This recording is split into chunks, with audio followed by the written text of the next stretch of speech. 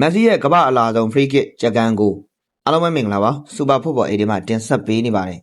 မက်ဆီကတော့900ပြည်ပြီးနောက်ရိုနယ်ဒိုကိုအမိလိုက်ဖို့900တကူကိုနယူးယောက်စီးတီးနဲ့ပွဲစဉ်မှာမြန်မာလိဂဆန်းဆန်းနိုင်တို့လိုဂိုးသမားတွေဖမ်းရင်တော့မိနိုင်တဲ့ဘောလုံးကိုမေဂျာလိဂကစားသမားတွေဖမ်းတာမမိဘူးအတော်လေးကိုအည်သွေးမြင်မာတဲ့လိမှာမက်ဆီတယောက်ကကစားနေတာလည်းဖြစ်ပါတယ်ဒါကြောင့်900ပြေးတာချင်းတူတယ်အည်သွေးကွာတယ်ဆိုတာဒါကိုပြောချင်တာပါ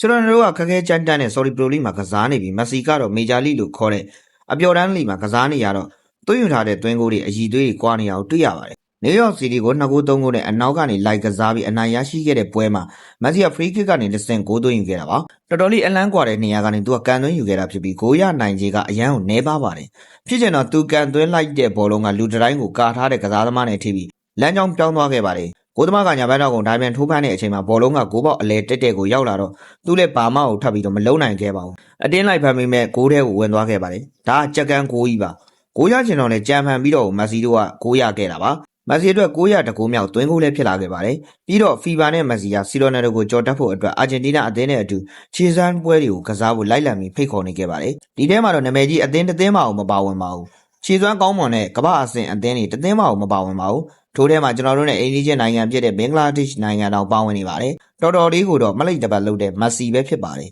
မက်ဆီအနေနဲ့စီလိုနယ်ဒိုရဲ့ဂိုးတွေကိုကြော်တက်သွားရင်တောင်မှအထင်ကြီးစရာမရှိဘူးလို့ပဲပြောနေပါတယ်ဟုတ်ကဲ့ပါခင်ဗျာဒီနေ့ဗီဒီယိုလေးကတော့ဒီလောက်ပါပဲနောက်နေ့ဒီမှာလည်းအားကစားနဲ့သက်ဆိုင်တဲ့အကြောင်းအရာတွေကိုတင်ဆက်ပေးသွားမှာဖြစ်တာကြောင့်ကျွန်တော်တို့ရဲ့ channel လေးကို like and follow ပြုလုပ်ခဲ့ကြဖို့တောင်းဆိုချင်ပါတယ်အဆုံးထိနားကြအားပေးခဲ့ကြတဲ့ပရိသတ်တယောက်ချင်းစီတိုင်းကိုကျေးဇူးထူးပဲတင်ရှိပါတယ်ခင်ဗျာ